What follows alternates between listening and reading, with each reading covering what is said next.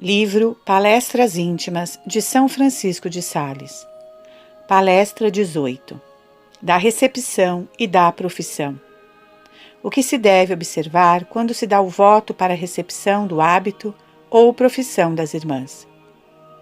Há muito tempo que algumas irmãs me perguntaram que método e que razão se deve ter para dar o voto tanto às postulantes recebidas no noviciado como às que se pretendem admitir a profissão.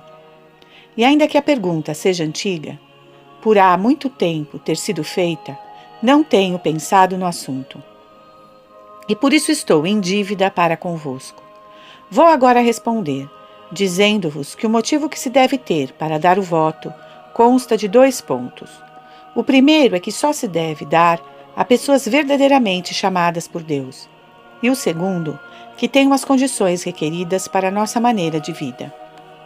Digo-vos isto nesta altura, porque me parece mais a propósito tratar este assunto, não em forma de sermão, mas sim de conferência familiar.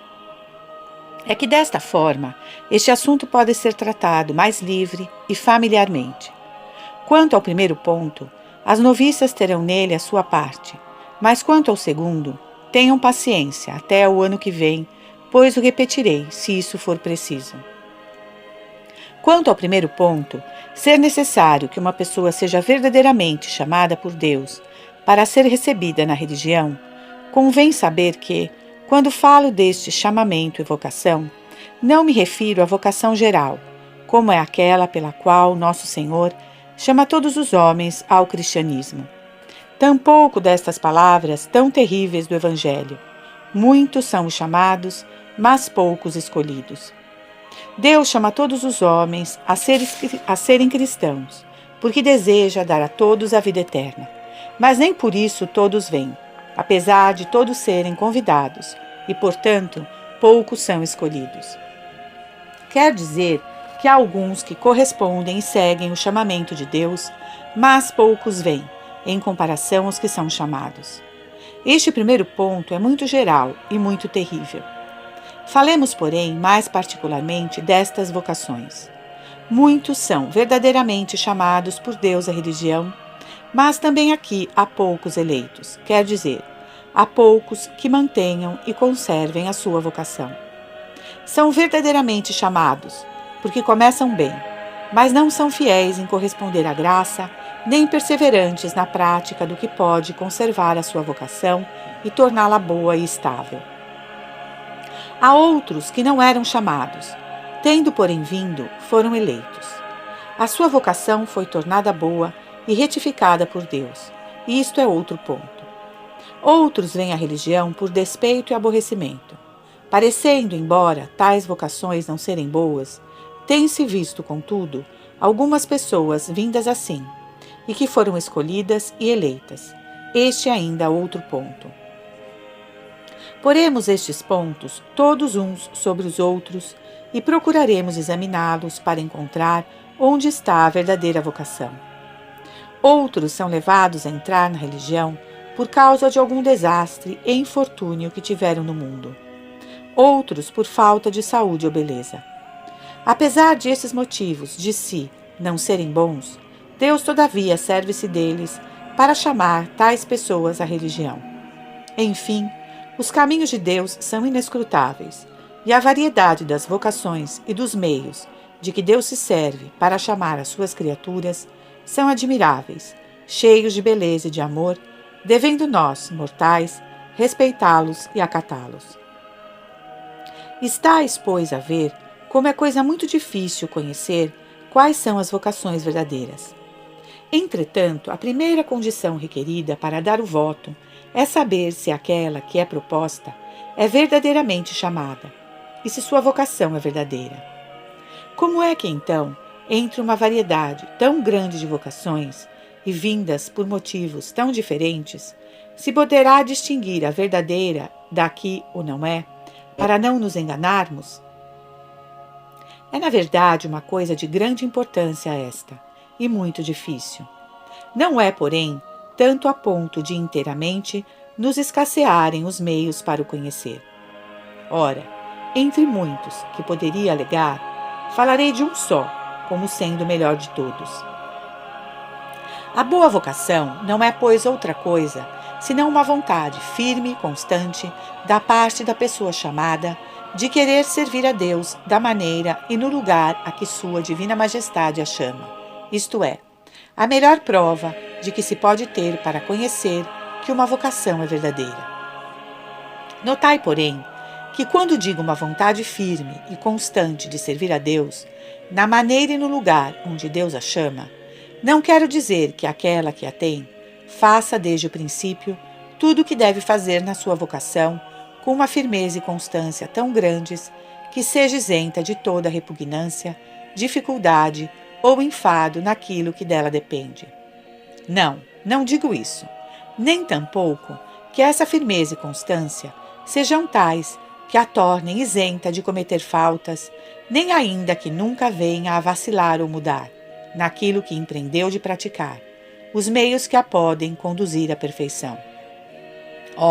Não certamente, não é isso que eu quero dizer, pois todo homem está sujeito a semelhantes paixões, mudanças e vicissitudes, havendo quem hoje goste de uma coisa e amanhã já não goste. Um dia nunca se parece com o outro.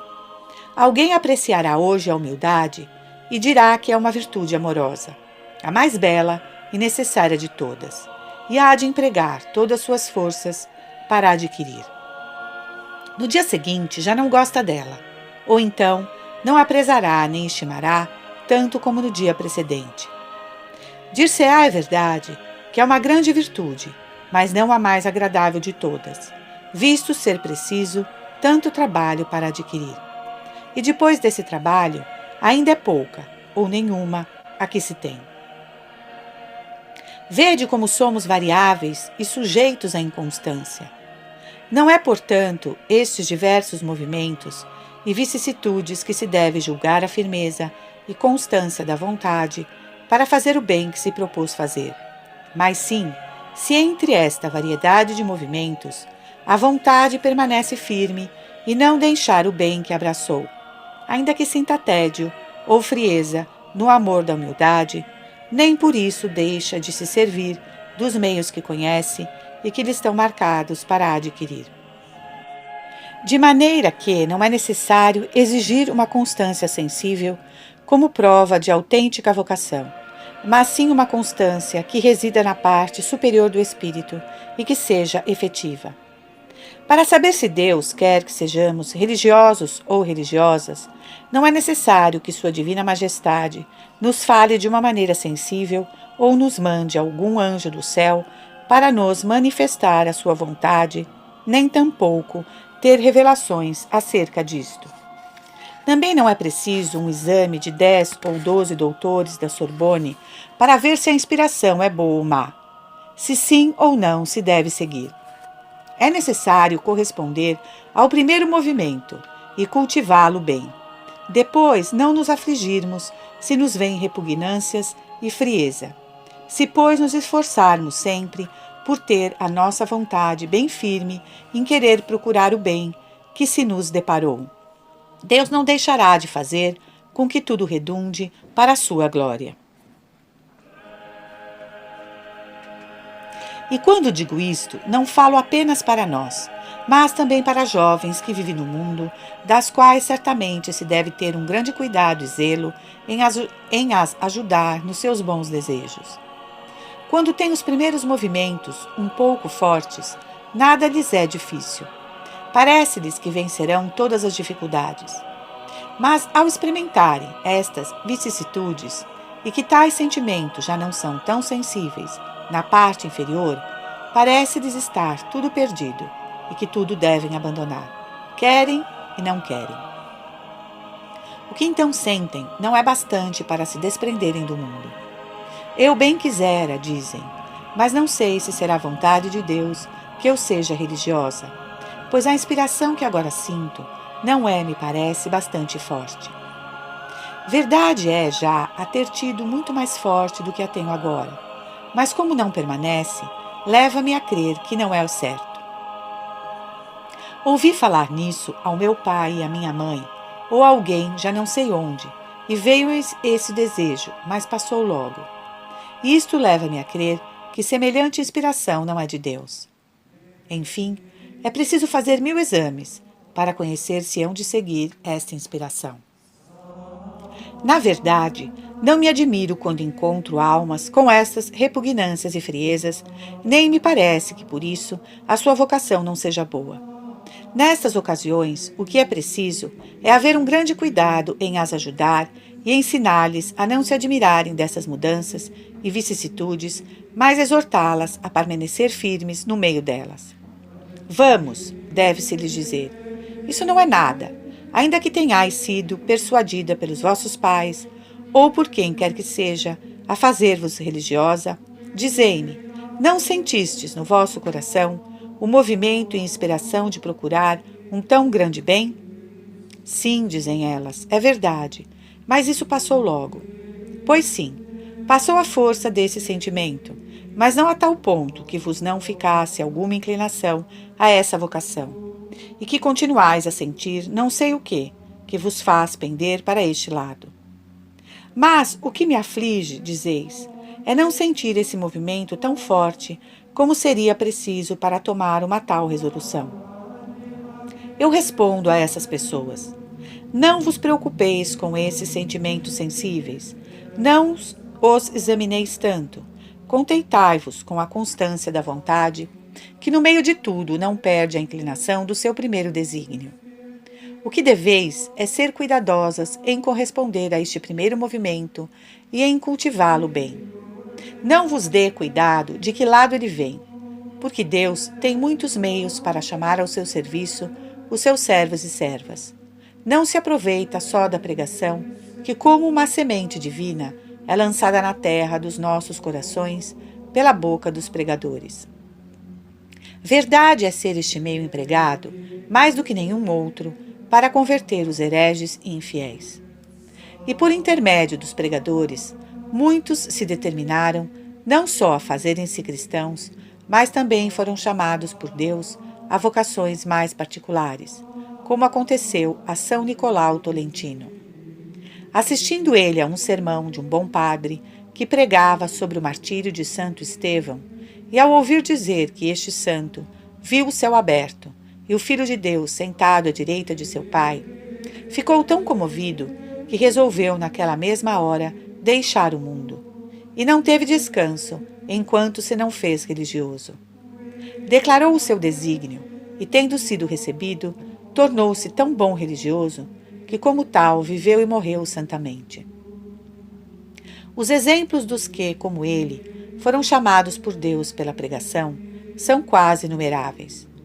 Outros tocou-os a leitura dos bons livros, e ainda outros, por terem ouvido ler palavras sagradas do Evangelho, como São Francisco e Santo Antão, os quais, ao ouvirem essas palavras, vai, vende tudo o que tens, e dá-o aos pobres, e segue-me, ou estas, se alguém quer vir após mim, negue-se a si mesmo, tome a sua cruz e segue-me. E muitos outros deixaram tudo, e com uma coragem admirável, fizeram tudo o que nosso Senhor lhes ordenava por aquela leitura. Quantos há chamados por Deus por meio da leitura de bons livros? São, por certo, inumeráveis. Conheceis o caso de 2 fidalgos que, ao lerem a vida de Santo Antão, ficaram tão comovidos a ponto de deixarem imediatamente o serviço do imperador da terra para servirem o Deus do céu. Entre todos os livros, o magnífico Guia dos Pecadores, de Granada, tem servido a muitos para o fazer tomar uma forte determinação de deixar o mundo e de se fazerem religiosos, como vários me asseguraram. Na verdade, é um livro excelente. Contam-se nele os rasgos mais admiráveis e mais penetrantes que é possível dizer.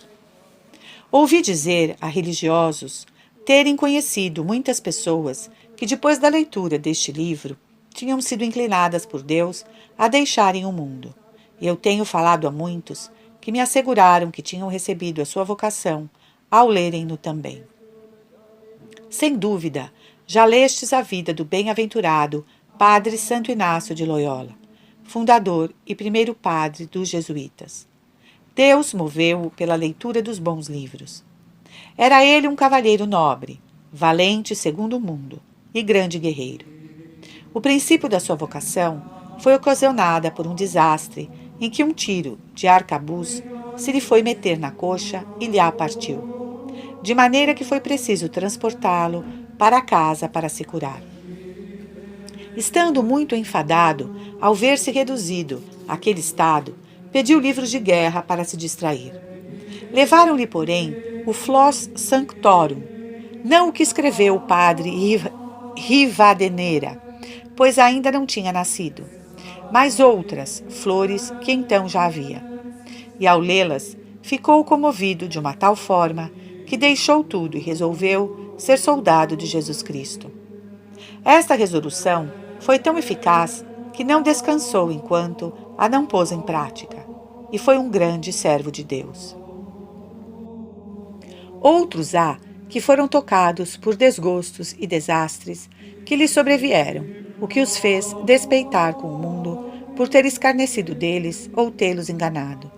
E zangando-se por terem recebido semelhante afronta, deixaram-no como que por despeito. Nosso Senhor tem se servido muitas vezes destes meios para chamar ao seu serviço a muitos que não teria podido ganhar de outra maneira. Porque apesar de Deus ser onipotente e poder tudo o que quer, não nos quer tirar a liberdade que nos deu. E quando nos chama a seu serviço, quer que vamos de boa vontade, e não à força, nem com constrangimento, pois ainda que estes se voltem para Deus, como que despeitados com o mundo que os desgostou, ou então por causa de alguns trabalhos e aflições que os atormentaram, nem por isso deixam de se dar a Deus de livre vontade, e muitas vezes essas pessoas aproveitam muito no serviço de Deus e tornam-se grandes santos, e algumas vezes mais do que aqueles que foram chamados por vocações mais visíveis. Já provavelmente lestes o que Plauto conta a respeito de um fidalgo, valente segundo o mundo, o qual, tendo-se um dia vestido e frisado muito bem o cabelo, montado num cavalo, todo cheio de penachos, procurava por todos os meios agradar as senhoras a quem fazia a corte. Mas quando estava fazendo tão boa figura, o cavalo lançou ao chão no meio da lama, de onde saiu todo sujo e enlameado. Foi tal a vergonha e confusão deste jovem, que encolerizado resolveu naquele mesmo momento fazer-se religioso, dizendo: Ó mundo traidor, escarneceste de mim, mas eu escarnecerei também de ti. Fizeste-me esta partida, mas eu te farei outra, pois nunca mais terei parte contigo. E nesta mesma hora resolvo fazer-me religioso. E com efeito foi recebido na religião, onde viveu santamente, apesar da sua vocação ter vindo de um despeito. Há ainda outros, cujos motivos foram ainda piores do que este, pois ouvi dizer a um capuchinho uma coisa que aconteceu no nosso tempo, pelo que tenho prazer em a contar.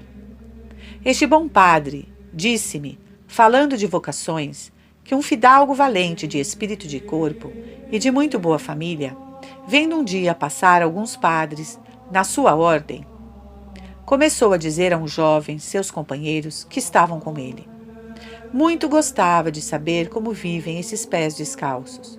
Tenho vontade de ir para a casa deles, não para lá ficar, mas só por 3 semanas ou um mês, para melhor observar o que fazem, para depois rir e escarnecer deles convosco. Assim fez a sua conspiração, e tão firme no seu propósito, que conseguiu que o recebessem. Mas a divina providência, que se tinha servido deste meio para o tirar do mundo, retificou e tornou boa a sua vocação, convertendo seu fim e a sua intenção de má que era em boa. Certamente a sua intenção era muito má, pois dizei-me o que é entrar na religião para ver o que lá se faz, com a intenção de sair para rir e escarnecer com os companheiros de tudo que lá se viu? Era, na verdade, um fim muito mau. Se Deus o não tivesse mudado, mas fê-lo, porque este jovem fidalgo, ao pensar apanhar os outros, ficou apanhado. porque apenas viveu alguns dias com estes bons religiosos, sentiu-se inteiramente mudado. Perseverou fielmente na sua vocação e foi um grande servo de Deus. Ainda outro exemplo do nosso tempo. O reverendo padre-geral dos fuldenses, certamente um grande servo de Deus, conheci-o e ouviu-lhe alguns sermões, entrou contudo no serviço de Deus por um fim que não era muito bom. Parecendo ser mais para procurar a honra e a própria comodidade do que por chamamento de Deus, comprou a abadia, ou o pai lhe a comprou.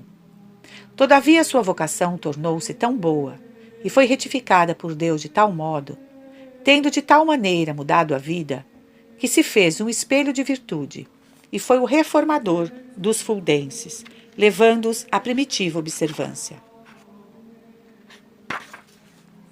Há ainda outros cuja vocação não é de si melhor do que esta.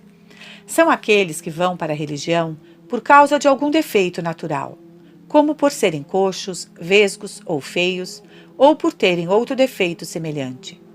E o que parece ainda pior é que são a isso levados por seus pais e mães, que muitas vezes, quando têm filhos que têm tais defeitos de que falamos, ou qualquer outro, não fazem caso deles e dizem: estes não prestam para o mundo, é preciso mandá-lo para a religião, será um alívio para a nossa casa. E procuram arranjar-lhe um benefício. Os filhos deixam-se levar para onde os pais querem, com esperança de viverem dos bens do altar. Outros que têm muitos filhos dizem: é necessário aliviar a casa, mandando os mais novos para a religião, para que os mais velhos fiquem com tudo e possam aparecer no mundo. Aqueles serão bons para serem padres, viverão muito bem à custa da igreja. Mas muitas vezes Deus faz ver nisso a grandeza da sua clemência e misericórdia, aproveitando essas intenções, que de si mesmas não são, de modo nenhum, boas, para fazer dessas pessoas grandes servos da sua divina majestade. E nisto se mostra como é admirável.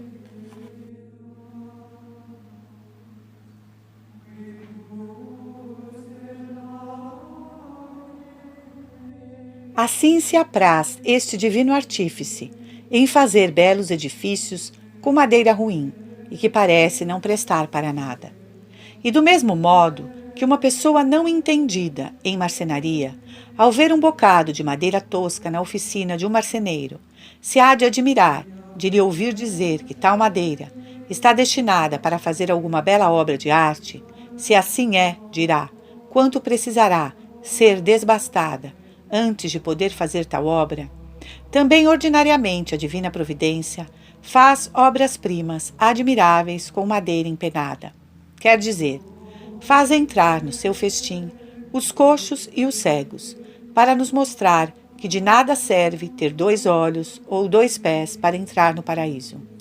Vale mais ir para lá com uma perna, um olho, um braço, do que ter 2 e perder-se. Santo Deus, isso nem se compara. Tem-se, na verdade, visto muitas vezes estas pessoas virem, em tais circunstâncias para a religião, darem muito fruto e perseverarem fielmente na sua vocação. Outros há que foram realmente chamados e, todavia, não perseveraram. Depois de terem estado algum tempo na religião, tudo deixaram. E disto temos nós um exemplo em Judas, que não podemos duvidar tivesse sido realmente chamado. Nosso Senhor escolheu pela sua própria boca e chamou ao apostolado, pois disse: não fostes vós que me escolhestes, eu é que vos escolhi. Porque ninguém pode ir a Deus se Deus não o chamar. Atraí-me, diz a esposa, e eu correrei ao aroma dos vossos perfumes. E por estas palavras mostra que, para correr, é preciso ser atraída. E certamente, quando nosso Senhor disse aos seus apóstolos que os tinha escolhido, não fez exceção nenhuma, referindo-se a Judas como aos demais. Portanto, foi realmente chamado, e nosso Senhor não se podia enganar escolhendo-o, porque possuía o discernimento dos Espíritos. Então, apesar de ter sido realmente chamado, Por que foi que não perseverou na sua vocação? Ó, vede, porque abusou da sua liberdade e não se quis servir dos meios que Deus lhe dava para corresponder. Em vez de os abraçar e de usar deles para seu aproveitamento, pelo contrário, abusou desses mesmos meios e repeliu-os, e desse modo se perdeu. É coisa indubitável. Deus, quando chama alguém a uma vocação, obriga-se, em sua divina prudência e providência, a fornecer-lhe todos os auxílios necessários para se tornar perfeito nessa vocação. Quando chama alguém à fé, obriga-se a fornecer-lhe tudo o que é necessário para ser bom cristão. Da mesma maneira, quando chama alguém para ser sacerdote ou bispo, obriga-se também a dar-lhe todos os meios necessários para o seu cargo. E quando chama alguém para ser religioso ou religiosa, obriga-se ao mesmo tempo a dar-lhe todos os meios precisos para ser perfeito na sua vocação. Ora, dizendo eu que nosso Senhor se obriga, não se deve pensar que fomos nós que a isso o obrigamos ao fazer-nos religiosos. Nós não podemos obrigar a Deus como nos obrigamos uns aos outros. Deus, porém, obriga-se a si mesmo por si mesmo, impelido e levado a fazê-lo pelas entranhas de sua infinita bondade e misericórdia, de tal forma que, fazendo-me eu religioso, nosso Senhor obriga-se a dar-me tudo quanto necessito para ser bom religioso. De modo nenhum pode por dever, mas sim por sua misericórdia e providência infinita. E assim como quando um rei mobiliza soldados para a guerra, a sua prudência e previdência pedem-lhe que lhes forneça as armas. De que serviria mandá-los combater sem armas? Se o não faz, será tido por muito insensato, tanto mais que o foram procurar na esperança de lhes fornecer todas as armas necessárias para desempenharem as suas funções. Vendo, porém, que o príncipe não pensou nas armas e munições precisas para tal empresa, logo julgam digno de escárnio. Nunca a divina providência falta o cuidado e prudência a este respeito. Para melhor nolo fazer acreditar, a isso se obriga de tal forma que nunca devemos pensar que, não sendo nós bem-sucedidos, seja por culpa sua.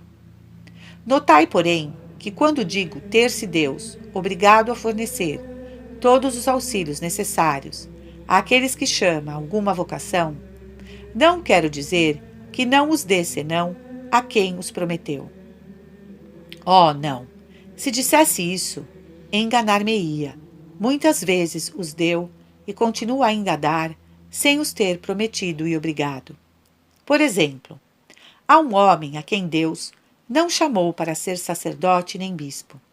Este, apesar disso, sabendo que há um benefício ou um bispado vacante, apressa-se a empenhar todos aqueles que sabe terem influência na corte para lhe obterem do rei.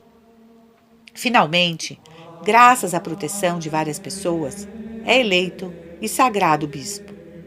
Ora, Deus não o chamou a este cargo e, portanto, não se obrigou a dar-lhe os predicados precisos para ser bom bispo. Também nem sempre os dá. Contudo, a liberalidade de Deus é tal e tão grande que nem assim, algumas vezes, deixa de os dar, como se a isso se tivesse obrigado. Aos que ele escolheu, porém, nunca falta com eles. O que digo de um bispo, digo de toda espécie de vocações, sejam elas quais foram. Há ainda uma coisa a notar, e é que Deus não se obrigou a dar, de repente, todas as condições requeridas, nem a fazê-los perfeitos na sua vocação num momento. Julgar isso seria um engano. Nesse caso, as religiões não seriam chamadas hospitais, como são. Já disse algures que as religiões foram sempre chamadas hospitais, e os religiosos, com o nome grego que quer dizer curandeiros, que vivem nos hospitais para se curarem uns aos outros, como os leprosos da Santa Brígida. Não se deve, portanto, pensar que entrando na religião se deve imediatamente ser perfeito, pois já temos dito muitas vezes que não vimos perfeitos a religião, mas sim para atender à perfeição. E esta congregação, como todas as outras, não é uma assembleia de pessoas perfeitas, mas de pessoas que tendem à perfeição e a pretendem. É uma escola para onde vimos, a fim de aprender a aperfeiçoarmos-nos, e para o conseguir é necessário ter uma vontade firme e constante de abraçar os meios para o conseguir em harmonia com a nossa vocação e o instituto a que fomos chamados. Não são, portanto, os rostos tristes, as caras lacrimosas, as pessoas que suspiram, os que têm a vocação mais certa. Tampouco os que cobrem de beijos os crucifixos, não arredam o pé das igrejas, estão sempre nos hospitais, nem mesmo os que começam com grande fervor. Não se deve ter em consideração as lágrimas, os suspiros, as expressões e a aparência exterior, para conhecer os que realmente são chamados, mas sim os que têm uma vontade muito forte e constante de quererem ser curados, e para isso trabalham com fidelidade, a fim de recuperarem a saúde espiritual. Não se deve também ter como prova de uma boa vocação esses fervores que fazem com que não nos contentemos com nossa vocação, mas que nos ocupemos com desejos ordinariamente vãos e aparentes de uma maior santidade de vida. Pois enquanto nos ocupamos a procurar o que, a maior parte das vezes, não é perfeito, não fazemos o que nos pode tornar perfeitos na vocação que abraçamos. E disto temos nós um exemplo num jovem que era padre do oratório. Era tão fervoroso que lhe parecia que a maneira de vida dos padres do oratório não era bastante perfeita para contentar o seu fervor. Por isso achou que devia sair de ali para entrar numa ordem religiosa. O bom padre Felipe de Neri, seu superior, ao ver isto, foi ele mesmo acompanhá-lo, vendo entrar com tanto fervor para um lugar onde sabia, por inspiração divina, que não havia de permanecer. Desatou a chorar, a bom chorar. De maneira que aqueles bons religiosos, pensando que ele chorava pelo muito contentamento, disseram-lhe: Padre, como deve ser muito grande a consolação que sentis. Melhor faríeis se moderasseis um pouco as vossas lágrimas. Parece que viria mais a propósito reprimi-las. Mas o bem-aventurado Felipe de Neri, iluminado por uma luz divina, respondeu-lhes: Não é de consolação que choro, mas sim de pena, vendo este jovem deixar uma maneira de vida para abraçar outra, onde entra com fervor tão grande, mas na qual não há de perseverar, o que depois aconteceu. E aqui está como os juízos de Deus são ocultos e secretos, e como alguns que entram na religião por despeito e uma espécie de zombaria, nela perseveram.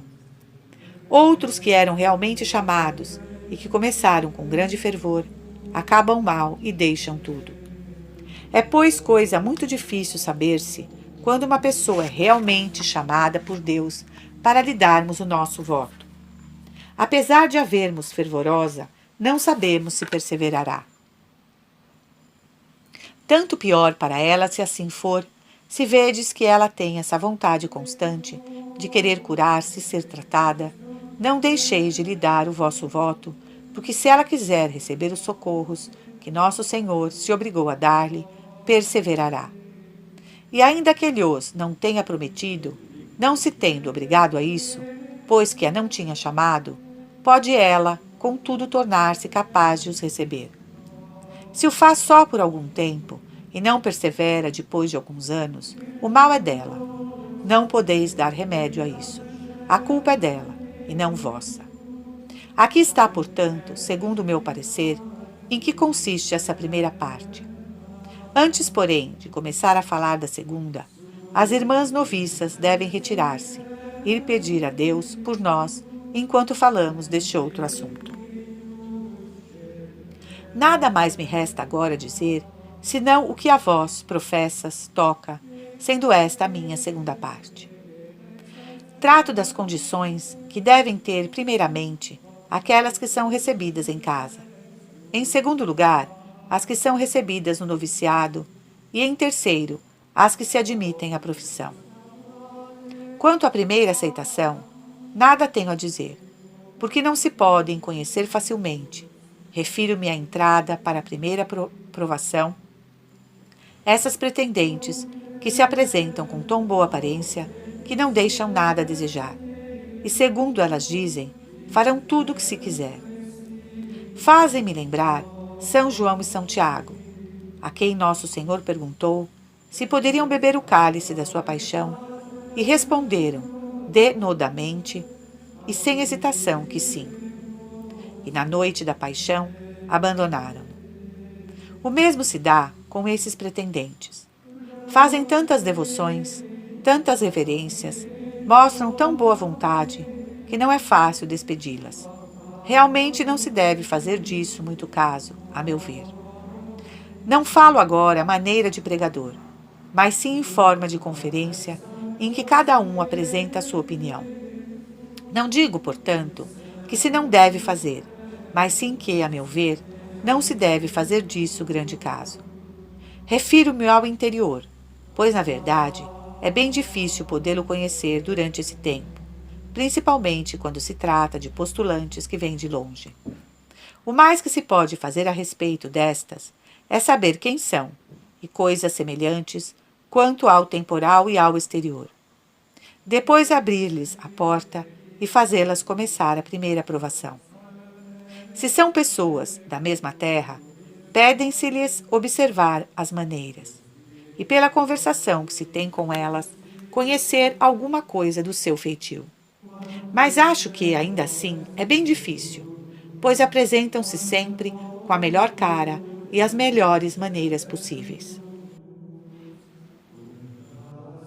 Parece-me que, quanto à saúde e enfermidades físicas, se deve ter isso em nenhuma ou muito pouca consideração, porque no nosso instituto podem-se receber tanto as fracas e débeis como as fortes e robustas, pois em parte para elas foi estabelecido, contanto que não tenham enfermidades tão grandes que as tornem completamente incapazes de observar a regra e inábeis para o que é da sua vocação.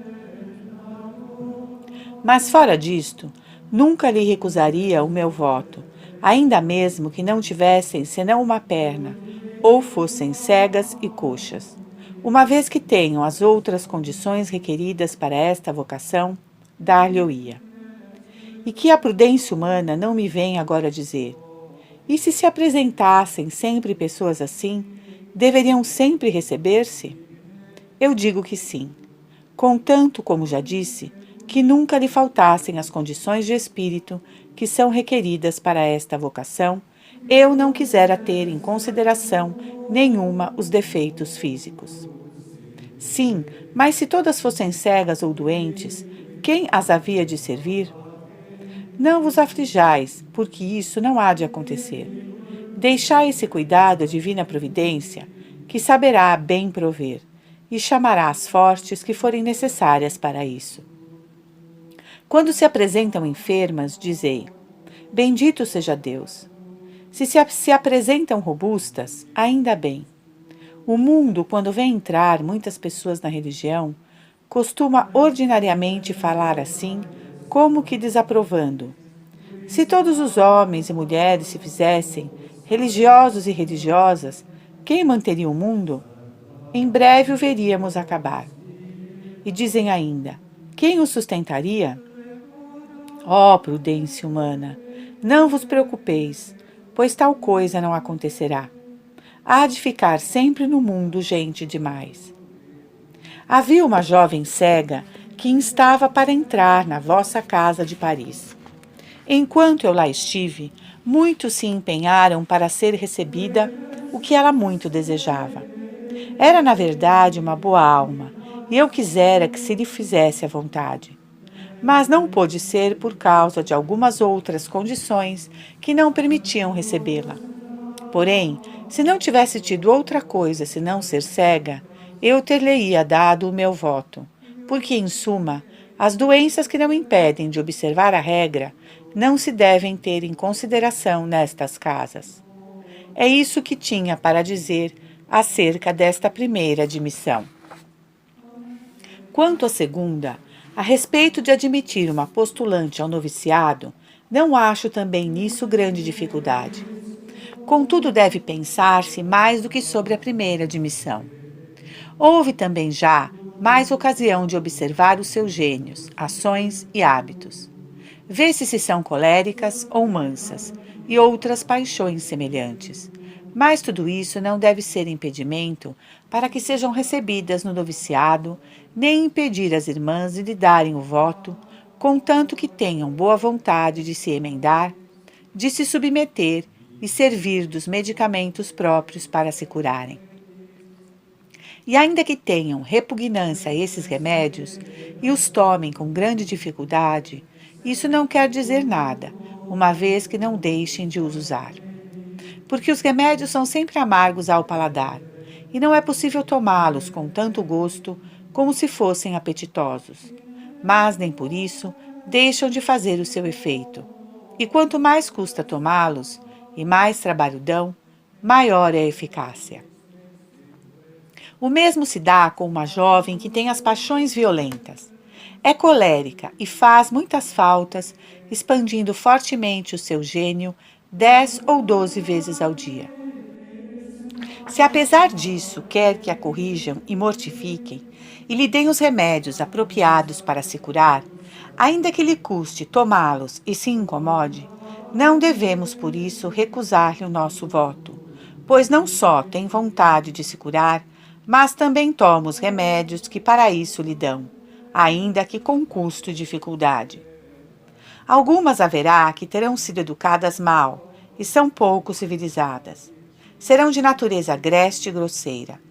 Não há dúvida que estas hão de ter mais trabalho e dificuldades do que as que são de natural mais brando e tratável, e estarão mais sujeitas a cometer faltas do que outras mais bem educadas.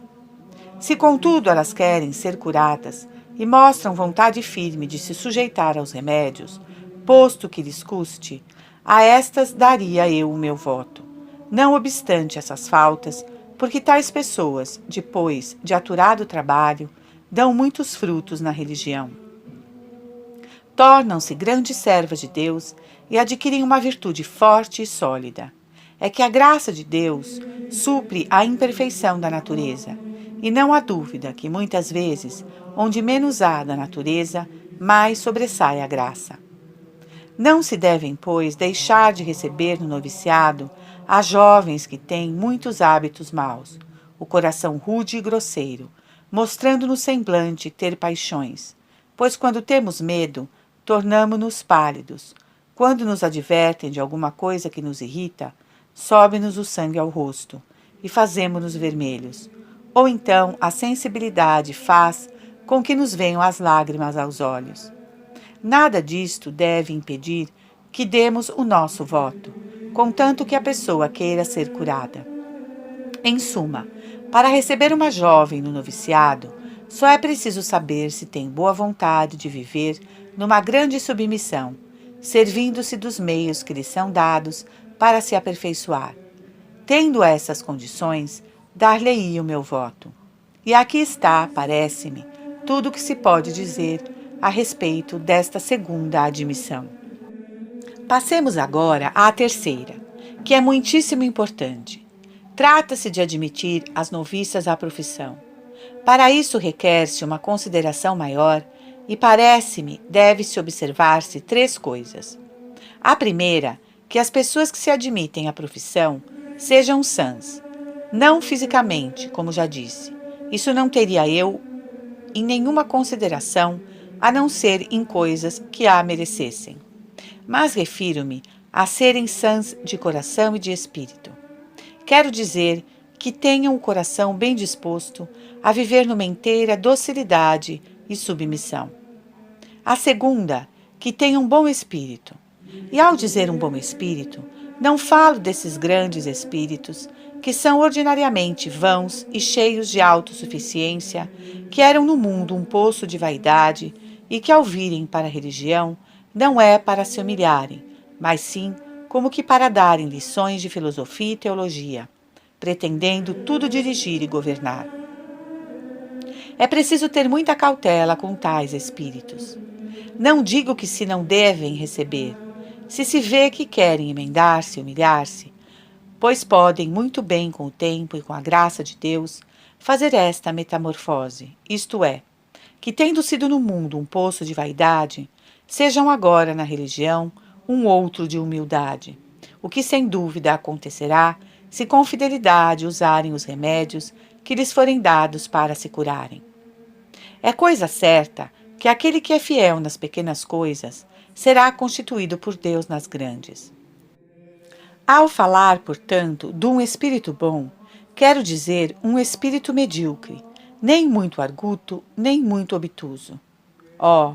É certo que, quando uma noviça tem este espírito, possui boa condição, pois esses espíritos fazem sempre muito sem disso se aperceberem. Entregam-se à prática do bem e das virtudes sólidas, são tratáveis e não há muita dificuldade em dirigi-los, porque facilmente se convencem da utilidade que há em deixarmos-nos governar. A terceira coisa a observar é se a noviça trabalhou durante o seu ano de noviciado, se suportou e aproveitou bem os remédios que lhe deram para se curar do mal de que sofria, se amou os sofrimentos, se pôs em prática as resoluções tomadas ao entrar no noviciado de mudar e emendar-se de suas más inclinações, pois para isso lhe foi dado o ano do noviciado.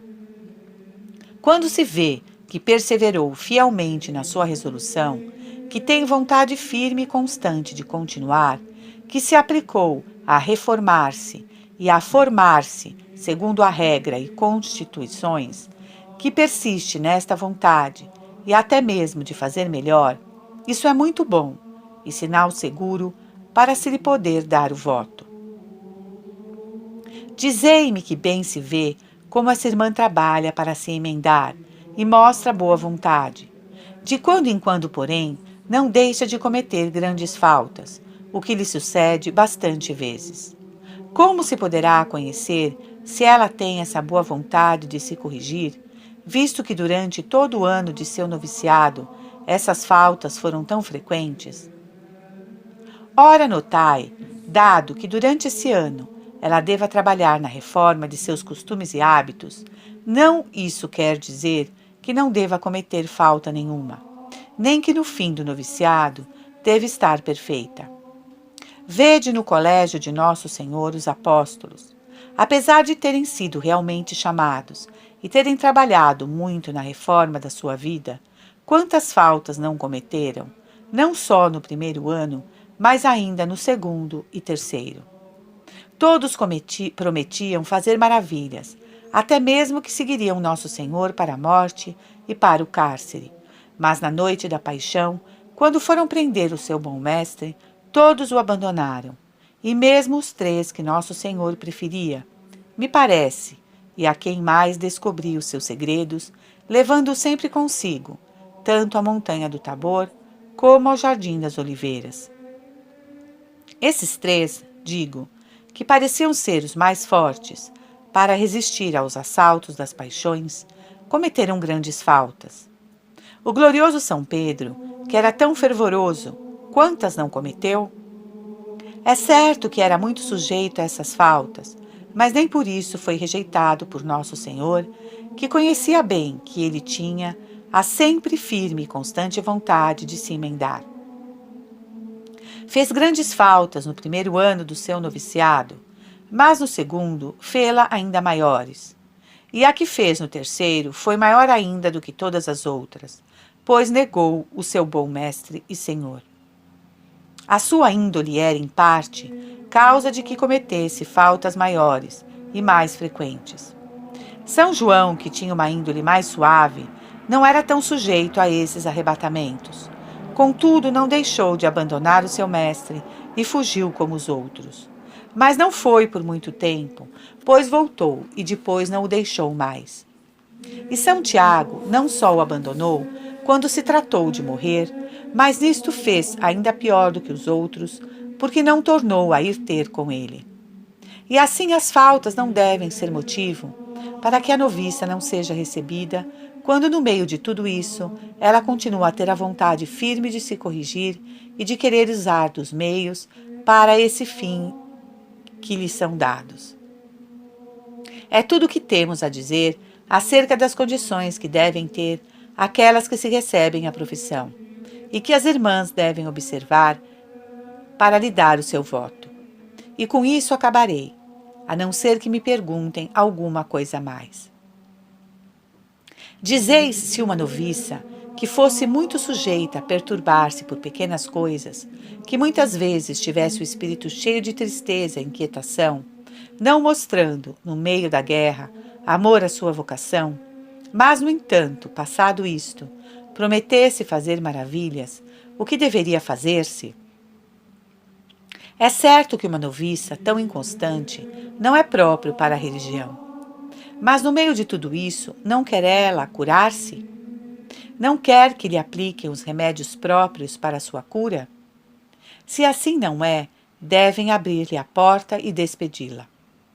Não se sabe, dizeis, se isso procede de falta de vontade de se curar, ou então se não compreende em que consiste a verdadeira virtude. Ora, se depois de lhe terem explicado bem o que deve fazer para se emendar, ela o não faz, mas se torna incorrigível, mandem-na embora, pois é certo que essas faltas não procedem do entendimento, nem de não poder compreender em que consiste a verdadeira virtude, e ainda menos o que deve fazer para se emendar, mas são cometidas pelo defeito da vontade, que não tem perseverança nem constância em aproveitar-se dos meios que sabem serem precisos para a sua emenda. Por isso, ainda que diga algumas vezes que fará melhor, e contudo o não faz, mas persevera nessa inconstância de vontade, eu não lhe daria o meu voto. Dizei ainda que há algumas tão sensíveis que não podem suportar que as corrijam sem se perturbarem, e muitas vezes até ficam doentes por causa disso. Em tal caso, abram-lhes a porta, e estas doentes não querem que lhes apliquem os remédios adequados para se curarem. Vê-se claramente que desta forma se tornam incorrigíveis e não dão esperança de poderem ser curadas. Quanto a essa demasiada sensibilidade, é um mal tão grande que para nos livrarmos dele, todo esforço é pouco. A demasiada sensibilidade, tanto no que respeita ao espírito como ao corpo, é um dos maiores obstáculos para a vida religiosa. Por isso convém ter cuidado muito grande em não receber as que dela se acham excessivamente atingidas. A demasiada sensibilidade de espírito é ainda mais perigosa do que a do corpo, pois que, sendo o espírito mais nobre do que o corpo, uma vez atacado desta doença, é mais difícil curar-se dela. Se aquela que tem este mal não quer que lhe apliquem um unguento sobre a chaga, eu não lhe daria o meu voto. E por quê?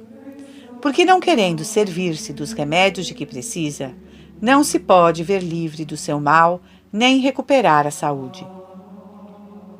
Perguntais ainda que se deve pensar de uma noviça que mostra pelas suas palavras que está arrependida de ter entrado na religião.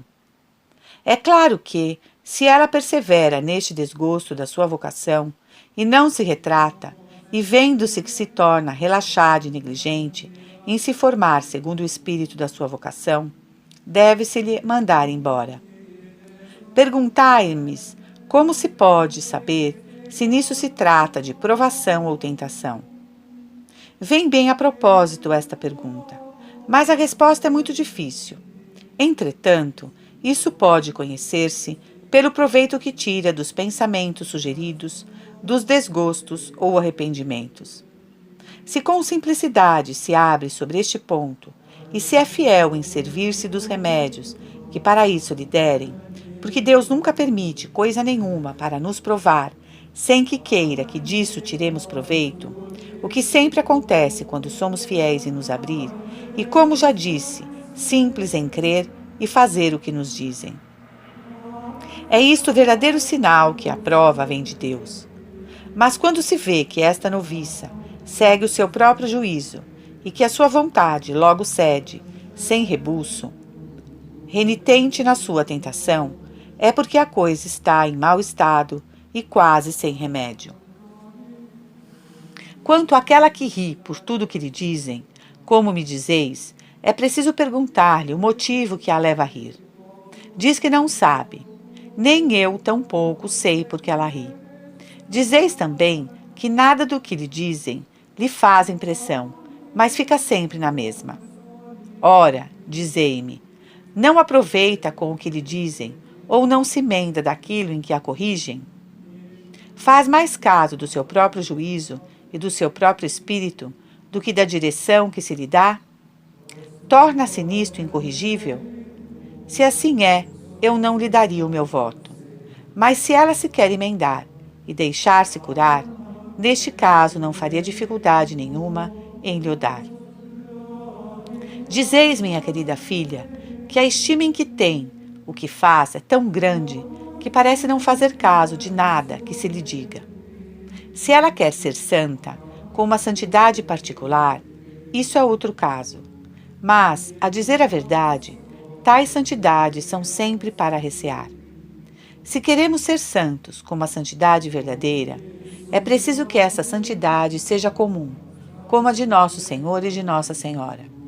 Além disso, a santidade nunca é conhecida pelos que a possuem, e aquele que é mais santo, menos pensa sê-lo. Que perguntais, minha querida filha? Como fazer para conhecer tais espíritos, a fim de lhes dardes em consciência o vosso voto, uma vez que não podeis ter deles conhecimento, a não ser por meio da superiora? É preciso observá-las bem.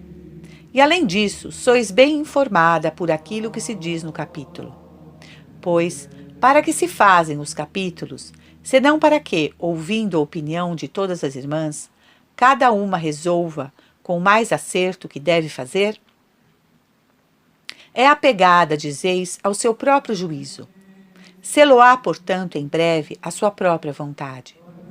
Mas não quer corrigir-se disso? Se ela julga as ações dos outros, como dizeis, é preciso ensinar-lhe a nunca mais o fazer e a julgar-se a si própria e não aos outros. Se sabe notar tão bem o que é conveniente para os outros e não o que convém a si mesma, ai, que remédio quereis dar a isso? São misérias do espírito humano. A superior e a mestra de noviças são muito devedoras a essa irmã, que sabe tão bem reparar no que elas devem fazer. É preciso ensinar-lhes muito a corrigir-se desse defeito e ensinar-lhe também que, ao ler as regras e constituições, ela note só o que lhe diz respeito, porque é preciso que se emende. Perguntai se a superior e a mestra não dizem nada no capítulo das que são propostas, e que vós, tendo notado que uma delas falta muitas vezes a prontidão, a obediência ou a outras observâncias semelhantes, deveis deixar de falar nisso ou não lhe deveis dar o voto. Nisto, minha querida filha, é preciso proceder com simplicidade e fazer o que a consciência vos ditar. Não há dúvida que, ainda que as coisas sejam pequenas em si, não se devem por isso deixar de fazer com muito cuidado e dedicação, pois nada é pequeno na religião. E aquele que despreza as observâncias pequenas chegará em breve a não fazer caso das grandes. Mas é preciso ver se essa irmã não se quer emendar, porque julga ser coisa de pouca importância, e se torna incorrigível, isso seria muito mal. Quereis saber, minha querida filha, se poderiam ser provadas as noviças, dizendo-lhes alguma coisa que as mortificasse muito, o que as próprias professas, apesar de o serem, teriam grande dificuldade em suportar. Na verdade, uma professa não deveria, para experimentar a paciência de uma noviça, dar-lhe uma bofetada em pleno recreio. Mas pode-se pedir licença superiora para as provar, e é sempre melhor fazê-lo por obediência do que por vontade própria, porque haveria perigo de que, querendo mortificar as outras, vos esquecesseis de vos mortificar a vós mesmas. Perguntais agora se não se deve provar muito a vocação de uma noviça que vos parece ter sido levada pelos pais a entrar na religião.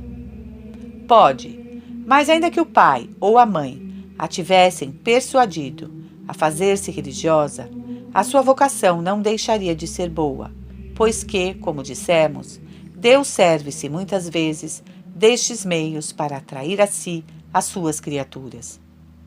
E apesar dessas vocações não terem sido boas no princípio, Deus pode retificá-las. Mas o que há a saber dessa noviça é se está bem resolvida a viver numa perfeita obediência e submissão. Perguntais, minha filha, se convirá dar o voto a uma noviça que não é afável ou que não é igual para todas as irmãs e que tem mostrado ter mais inclinação por uma do que por outra. Por todas essas pequenas coisas, não se deve ser tão rigoroso. Esta inclinação é a última coisa que renunciamos. Para poder chegar ao ponto de não ter nenhuma inclinação a uma mais do que a outra, e que essas afeições estejam de tal maneira mortificadas que se não deixem ver, é preciso tempo. A grande Santa Paula, que era tão santa, a tal ponto amava o marido e os filhos, que chorava sempre tanto quando algum falecia, que lhe parecia morrer de dor, tal era a sua inclinação para amar, sem que a isso pudesse dar remédio. Não deixava, por isso, de ser uma grande santa e de estar muito resignada com a vontade de Deus. Desejais saber se não se pode conferenciar com a superiora acerca das noviças de cujo espírito se não tem bastante conhecimento. Isso faz-se no capítulo, mas também se pode fazer em particular. Que dizeis, minha filha? Se o parecer das outras irmãs fosse inteiramente contrário ao que vós sabeis, e vos viesse a inspiração de dizer alguma coisa do que notastes em favor da irmã, se deveis deixar de o dizer? De certo que não. Ainda que o parecer das outras seja inteiramente contrário ao vosso, e que mais ninguém seja da vossa opinião, porque isso poderá servir às outras para se resolverem ao que devem fazer. O Espírito Santo preside às comunidades e, segundo a variedade das opiniões, resolve-se fazer aquilo que se julga ser mais conveniente para a glória de Deus. Quanto a essa vossa inclinação, a que as outras deem ou não o seu voto, quer deis ou não o voto, deve ser desprezado como qualquer outra tentação. Mas ir dizer às irmãs: darei de boa vontade o meu voto a essa irmã, mas gostaria que as outras lhe não dessem. Isto é, que nunca se deve fazer nem dizer. Receais enganar-vos no juízo que fizestes, dando vosso parecer, que é contrário a todos os outros. Perdão, minha querida filha, a isso não se chama próprio juízo. Deveis simplesmente dizer, e com verdade, o que Deus vos inspira. Que dizeis, minha querida filha? Não ouço. As crianças fazem tanto barulho na rua que não me deixam ouvir bem o que estais a dizer. Sim, dizeis, minha filha, que há noviças que, quando se lhes manda fazer alguma coisa, dizem que isso é muito difícil, assim como observar um tal ponto das constituições. Mas deixam elas, por isso, de o fazer? Ter dificuldades não quer dizer nada, quando, apesar disso, não deixamos de cumprir o nosso dever. Algumas vezes fazem-se maiores as dificuldades do que elas são, e é fácil suceder assim. Por isso não é tanto ao que ela diz que se deve atender, mas sim ao que faz. E vós, minha filha, dizeis que conheceis religiosas que, apesar das noviças pedirem muitas vezes os vestidos seculares para se ir embora, dizendo que se não podem sujeitar a uma tal vida, não lhos dão e esperam até o 10º mês do seu noviciado. Se até então insistem no desejo de sair, mandam-nas embora, e se porém isso passa, deixam-nas ficar. Isso é bom, mas eu não as reteria à força quando elas querem sair antes deste tempo, nem prescrever tempo determinado para as mandar embora. Teria um bocadinho de paciência para ver se essa tentação passava. É verdade que há alguns espíritos que são difíceis de conhecer, e tendes razão, minha filha, para perguntar se não lhes poderia retardar a profissão. Sim, pode retardar-se, a fim de melhor as conhecer. Perguntai-se quando se vê que algumas fazem as suas ações para agradar a superior ou a mestra, se deve ter isso em consideração. Essas têm boa intenção, mas tem que se lhes ensinar a purificá-la. Às vezes é bom fazer alguma coisa pelos superiores, porque depois vem-se a fazê-lo puramente por Deus. A propósito, contar-vos-ei que há pouco tempo veio ter comigo uma mulherzinha com a resolução de não perdoar a uma pessoa que a tinha ofendido, e persuadindo-a eu a fazê-lo, depois de grande resistência, disse-me que o faria por amor de mim, e não por amor de Deus. Custou-me bastante depois a fazê-la desdizer. Ora, aquelas que dizeis que fazem as coisas para agradar aos superiores, e mais a um do que a outro, fazem o mesmo. Mostram bem que o que fazem é pela criatura, e não pelo Criador, pois que se o fizessem por ele, todos os superiores lhe seriam iguais. Mas o que se há de fazer? Isso tem possibilidade de remédio. Perguntais ainda se uma surda ou que tivesse outra enfermidade semelhante poderia ser recebida. Eu já disse que não teria, em consideração nenhuma, as enfermidades físicas, a não ser que fossem muito grandes. Contudo, a surdez torna uma pessoa quase incorrigível, porque há dificuldade em a fazer emendar, pois não se lhe pode fazer ouvir o que deve fazer. Quanto a outras enfermidades, eu não entenderia a isso. Ó, minha querida filha, não é o que eu já disse. Se todos se fizessem religiosos, como se conservaria o mundo? Assim dizeis vós, se não recebessem senão doentes, quem a serviria? Não devemos ser tão prudentes, pois Deus saberá bem chamar os fortes para aliviar as fracas. Pois bem, minha querida filha, se uma irmã fosse inclinada a falar por complacência ou adulação, deve-se-lhe a perdoar e ensinar-lhe a não o tornar a fazer, se for possível. Mas olhai, é preciso tempo para mortificar as paixões das tendências. Em todas estas faltas, deve-se fazer como nós fazemos na confissão. Vem um homem confessar-se comigo. Acusa-se de ter blasfemado o nome de Deus 200 vezes. Digo-lhe muitas coisas para a sua emenda. Vejo-o cheio de boa vontade de se emendar, e visto isso dou-lhe absolvição. Volta outra vez e diz-me: acuso-me de ter blasfemado o nome de Deus 100 vezes.